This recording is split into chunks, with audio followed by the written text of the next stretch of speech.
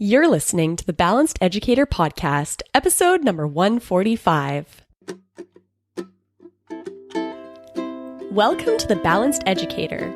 We're your hosts, Kaylee and Josiane from EduCalm. Our intention is to equip and empower you to feel more calm, balanced, and joyful in all aspects of your life.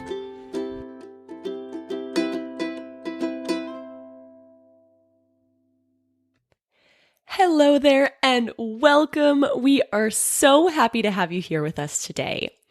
So, do your students ever hand their assignments in late? Or do they tell you or seem to be feeling stressed about completing their assignments on time or managing assignments from all their different classes? This is something that my students have expressed to me over the past couple of years that they really struggle with. I teach in high school. And my students tell me a lot that they really struggle to manage their time and feel overwhelmed by all the tasks and aren't sure how to get everything in on time and create a plan for themselves. So over the past couple of years, I've developed kind of a specific strategy that I teach to my students in a really concrete way to help them learn the skill of time management.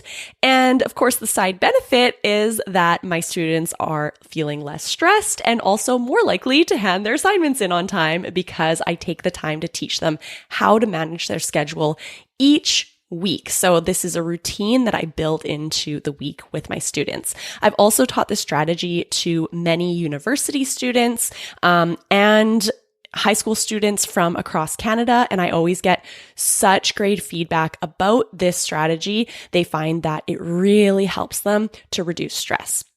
So I'm going to teach you in this episode exactly the strategy that I teach. It's going to be very step by step so that you can bring this into your classroom if you'd like, or even try testing it out to use for yourself. It's definitely a strategy that adults can use too.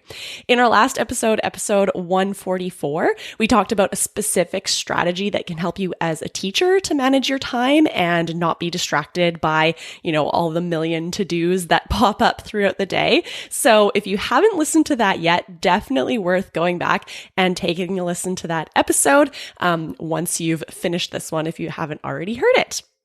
All right, so before we dive into this episode, we are really excited to share this week's sponsor. Are you a teacher with a side hustle or a blog? Do you need a website ASAP? Or maybe you already have a website, but it really needs a facelift?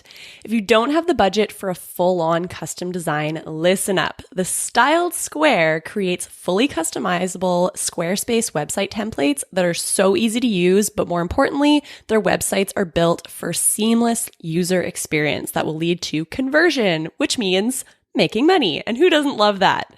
Think of the template as your website building blueprint. So grab a coffee and make the template your own. Just change the fonts, colors, and imagery, and boom, a beautiful and functional website at a fraction of the price. Doesn't that sound like so perfect? Teachers don't have a ton of time. So if you can reduce your time and have something that works really well, this is a great choice for you. So to learn more about the Styled Square website templates, head to thestyledsquare.com. Again, that's thestyledsquare.com and use our exclusive promo code to save 15%. The code is Balanced Educator 15. Again, that's Balanced Educator 15. Goodbye, website struggle bus. Say hello to Styled Square. All right, we are all about easy to use tools today with our sponsor and with what we're sharing on today's episode. So let's get right into it. How do we help our students to learn how to manage their time? This is not something that they come into our classrooms knowing. I think most high school teachers will agree that students need a lot of help with this. But the problem is oftentimes we don't actually have anyone teaching our students how to manage their time, how to organize when they're going to work on different things, how to balance their extracurriculars with homework time and study time and friend time, and make sure that they're making time for their well-being as well. So what I'm going to share today is a really specific template that I teach my students so that they have like a really specific steps to follow for managing their time.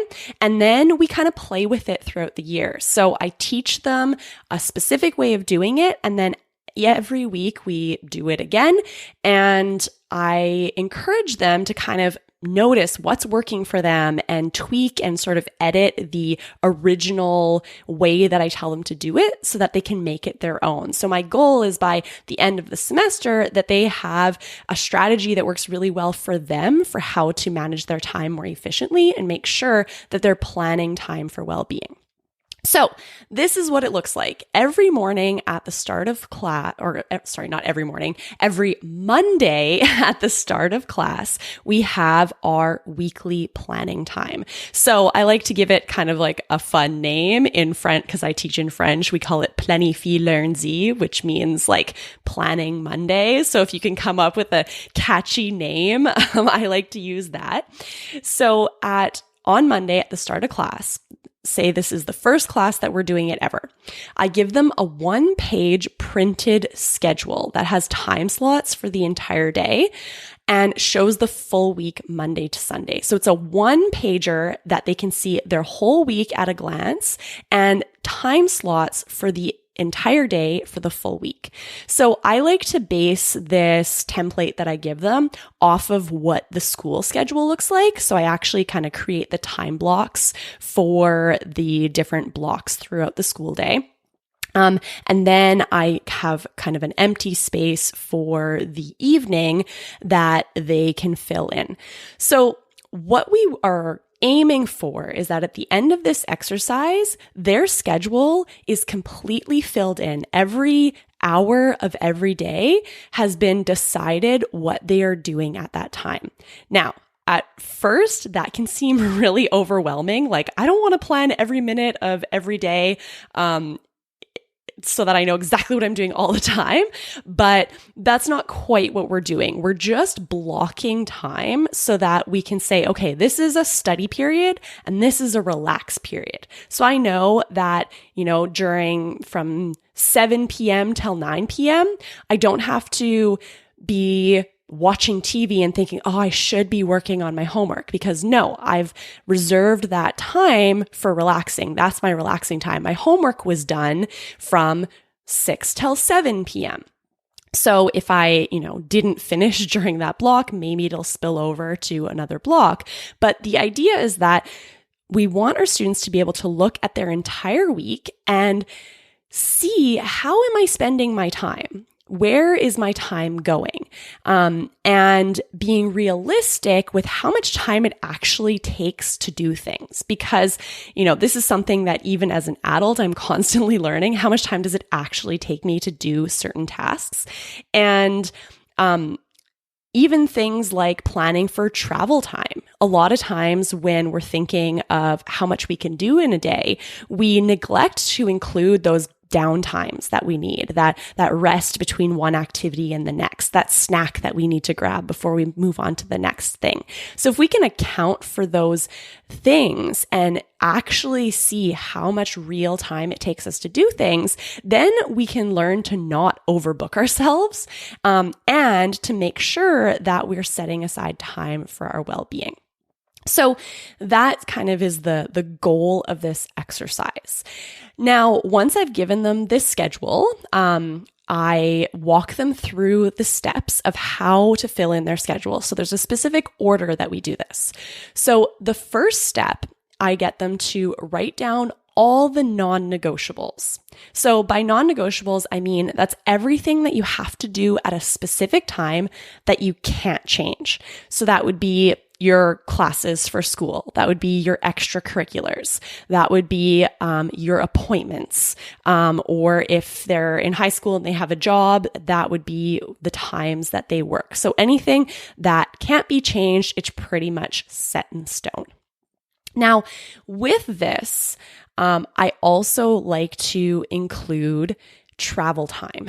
So That's something high school teachers know this. When you teach the first block of the day, you're going to have a handful of students that always arrive late. So I've also actually taken the time to teach my students how to plan for travel time by saying, okay, what time does class start? So what time should I arrive there? So if I need to arrive there at that time, how much time does it take me to get out of the car, like that 5 minutes that it takes to park my car and walk into the building, that has to be included in this time that you allot yourself. How much time does it take me to put on my shoes before I get out the door? That has to be accounted for.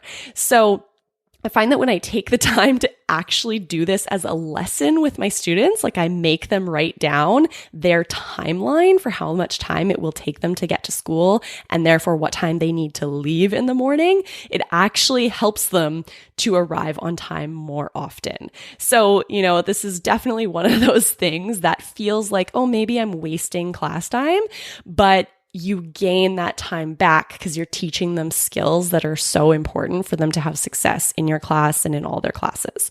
So that step one was the non-negotiables, writing down their classes, their extracurriculars, appointments, and travel time that it takes to get to those extracurriculars, to get home from school, those things, because those can't be changed. They have to be included. Now, once they have that on their schedule, and I find that the first time I do this activity with my students, it takes a solid 30 minutes to do this exercise. And then as we do it every single Monday, it comes down and down, and after a few weeks, it only takes 10 or so minutes because there's a lot that repeats from week to week. They're used to writing it down, so there's less thought that has to go into it. But the first time you do it, I would say definitely account for 30 minutes of explaining them these steps. So now step 2, once all of the non-negotiables are down, the things that they can't change, now we're going to write down self-care blocks. So a lot of the time we're taught that self-care comes after we've completed all of our tasks. Now, that can lead to burnout. That can lead to us using self-care as a reward for a job well done once we've completed everything, rather than a warm-up to help us do our best work.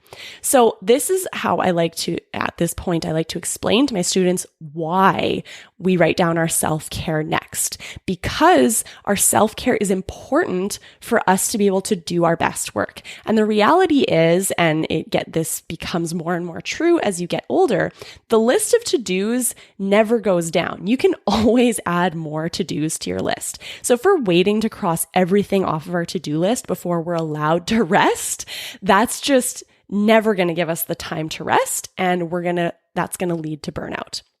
So my goal is to teach this to my students at a young age, how to avoid burnout. So they know this skill and this way of thinking before they get into their careers, before they get into university and life gets more difficult or more complicated, or there's more responsibility.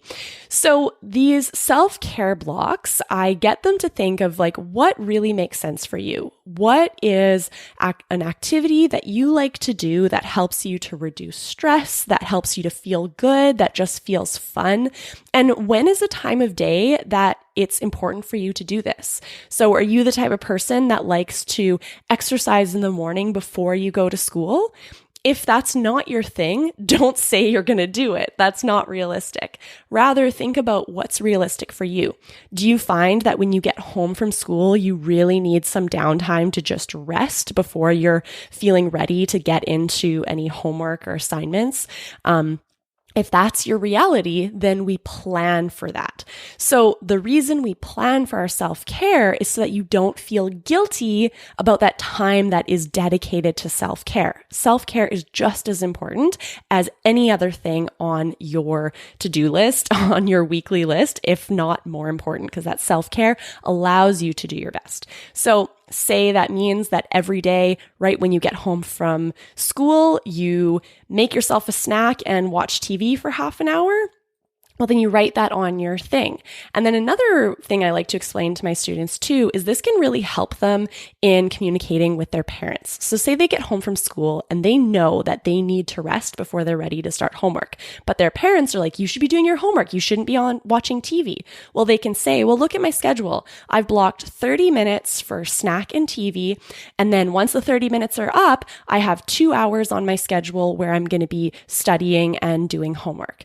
So this way their parents can rest assured that, okay, you're relaxing now, but I see that you have a plan for when you're going to do your work later. So this can really help to manage expectations from parents and help students to communicate their needs better and more clearly because they've taken the time to reflect on what are their needs.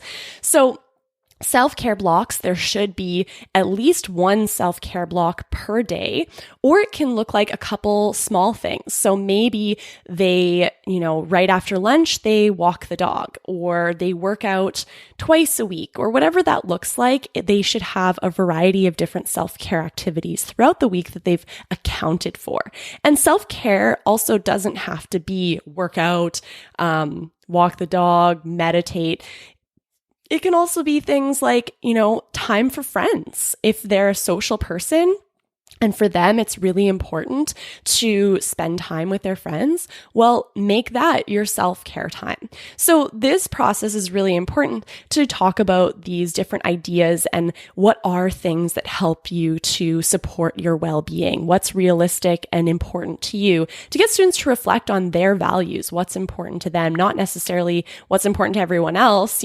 Some people think of self-care and they think, oh, facials and manicures and bubble baths. Well, that might be true for some people, but not true for others. Spending time outside might be a really important self-care activity for some students, whereas others might not really like spending time outside and they'd rather be alone in their room reading a book, or playing video games. Whatever it is, it's up to them to decide what's really important for them, what helps them to reduce their stress, clear their head, and be ready to do their best work at a time that it's work time. So once step 2 is complete, they have, their self-care activities for every day of the week. Then we move on to step 3. So at this point, there's going to be lots of things blocked on the schedule for the week, and there's going to be a lot of blank spaces left still. So here, this is where they're going to write down the tasks that need to be completed by a certain date in a free block before the due date.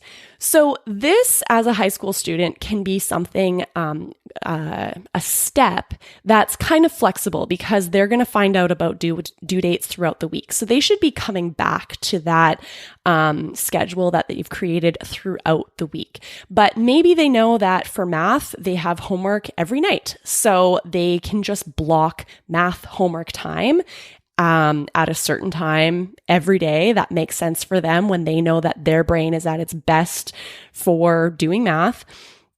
And then as the week goes by, they can fill in on their schedule what is the actual homework task they're supposed to be doing during that time, but knowing that something math-wise is going to be happening at that time. This could also be things not just for school, but for home life as well. Say you have to clean your room every week, or you have chores that you have to do around the house every week. Write down on your calendar, when is the day that you do that chore. Now, I find this is also a great way to help students to communicate with their parents, with their family, with the adults in their life, of what their needs and expectations are. So say, adults say, that room has to be cleaned once a week. And so the child can say, okay, well, I'm going to do this on Wednesday at this time. So this way you don't have parent nagging, don't forget. The child knows there's a specific time during the week that's dedicated for this task, so it will get done. You don't need to remind me 15 times ahead of time. So another way that this can kind of help with communication and expectations between teenagers and their adults, because that can definitely be a place where conflict can arise. So step 3, again, just a reminder, is writing down any tasks that need to be completed. There is a due date, so they have to complete it before that due date. Next step, now we're at a point where all of the things that have to be done during the week are on the calendar, and there's going to be a bunch of free spaces left over. So next, students are going to decide, what am I going to do with these free spaces? Now, it doesn't have to be incredibly specific or detailed, but this is their opportunity to be realistic about, what do I want to do with my open time? And let's block it so that I don't allow my work time to overflow into the relaxing time that I have booked for myself. So it can help them to kind of stay more on task when they're in a work period, knowing that relaxation period is coming up. So this can be like, watching Netflix, relaxing, reading, spending time with friends. A lot of my students will just have, their whole evening is one big block that says relax. So that is totally fine. The idea is just that we want to give every hour of the day a job, so that at the end of the week, or when we're looking at our week at a glance, we can start to recognize, how am I spending my time? Is the way that I'm spending my time aligning with my values, or not so much? Am I spending, when I look at my week, am I spending a lot of time alone on tasks by myself, but I'm actually quite a social person and it's important for me to be around friends and around other people? Well, maybe I need to start planning for more social time to find that balance that I need. Or am I more of an introvert? Am I finding that I'm spending a lot of my time around other people, and so I'm not able to really feel like I can get re-energized because I need more alone time? Well, maybe that means I need to block more quiet time in my room alone for my well-being. So this activity gets done every Monday at the start of class.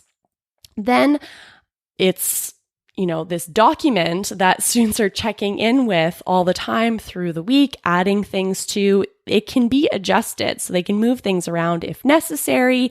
It can be flexible, but it's kind of like a roadmap to the week. Then I get them to share their schedule with me on Friday.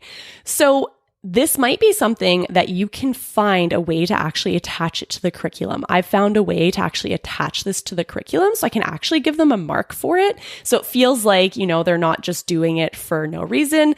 In high school, students like to know that the work that they're doing is going on the report card, giving them, they like to have that number for the job that they've done. So this is just a very small percentage on their report card. It's just like a weekly task that I give them a check mark if they've completed it, an X if they didn't send it to me, and then I'm able to give them a mark for that at the end of the year. That's worth a very small percentage. But it becomes this routine. So every Monday, I give them the time to create this, and then every Friday they send it to me. So the idea is that there's that time to reflect on their week. They're looking at their schedule again and saying, did I actually do what I say I was going to do? Did I spend my time in a way that works for me? How did I feel at the end of the week? Am I putting too much on my plate or not enough on my plate? And they have that sort of reflection piece. Now, the first week that I do this, I get them to do it on paper. The second week that I do it with them, I get them to do it with a digital calendar. So Josiane and I really love to use Google Calendar. It's very visual. You can block times through the day. You can see your week at a glance. You can see your day at a glance. You can see your month at a glance. You can use different colors. So I teach my students how to color code their activities. They can take a look at what are school things, what are extracurriculars, what's relaxed time, and are they finding a balance between those colors throughout the week? A lot of my students really like using the Google Calendar. That's what they end up sticking with. After the second week that we've done it, so by the third week, then I get them to choose what they prefer. They can do their schedule on paper, or they can do it digitally, whatever feels right for them. The other added bonus with Google Calendar that a lot of students like is that you can set reminders for certain events. So whatever you put on your schedule, you can choose to have a reminder for it or not. So they like to be able to set reminders for, like the times that they work and stuff like that. Whereas their class schedule, they know what class is at what time. So they don't need a reminder about that every day. So I teach them how to do that as well. And then from week to week after that, I get them to reflect on, and I actually go around and ask them, what's working for you? What do you like about this way of managing your time? Is it helpful? Is it not? If it's helpful, why? If it's not helpful, why? And throughout the semester, the idea is that they tweak the strategy that they're using until they find a system that really works for them. And my goal is that they leave my class better able to manage their time, reduce stress, and avoid burnout. And the key thing is teaching them to plan for well-being, to schedule in time for their well-being as one of the most important things. It's the second step. So that they learn from a young age the habit of considering their well-being and making that a priority. So depending on the class that you teach, there's probably a curriculum connection that you can make. So I know I teach a business course, and one of the actual learning outcomes, one of the things on the curriculum is to describe and demonstrate employability skills, and another is to demonstrate time management and punctuality. So I actually use these to evaluate those learning outcomes. And in my personal finance class, there's a learning outcome that is, I can connect with this as well. So, there's a good chance that you can kind of make a connection somewhere in your curriculum, whether it's a specific learning outcome or a general learning outcome. But this way you can feel rest assured that this isn't time wasted. This is something that you can actually connect. So I hope that this was useful for you, whether this is something that you think you'll share with your students, or maybe it's a strategy that you start using for yourself or that you teach to your kids, or however you use it. I hope that it's helpful. I'll just end with a quick recap of the steps again. So on Monday, you give your students a schedule that has all the hours of every day of a full week. So I like to give them a week from Monday to Sunday because we do the planning on Monday. So then it gives them, the whole week to plan for. Once they have that schedule in front of them, whether it is a paper schedule or a digital schedule, step one is to write down all the non-negotiables. So everything that they have to do at a certain time that can't be changed. So their classes, their extracurriculars, their appointments, their work, things like that. Step two is to write down self-care blocks and ensure that they have at least one self-care block for every day. Step three is to write down tasks that need to be completed by a certain date, but the time that they work on it is flexible. Next step 4 is to fill in whatever free space is left with kind of realistic expectations. What am I going to do with this open time? Blocking it so that every hour of the day kind of has a job for them to do, and not with the idea that this makes them feel overwhelmed, but that they can actually feel less overwhelmed knowing that when they're in a rest time or relax time, they don't have to think about their work or their to-do list because they already have every task that needs to get done in the week is on their schedule somewhere. So they only have to think about it when they're at that part of the day, at that point in their schedule. All right. Thank you so much for sharing your time with us today. If this is something that you use in your classroom, if you try it out for yourself, we'd love to hear from you. Connect with us on Instagram and let us know how you've used this time management strategy. You can find us on Instagram at educalm. That's EduCalme. And if you haven't listened to our episode number 144 about managing your schedule as a teacher, definitely go listen to that one now. All right. Thanks so much. Have a wonderful week.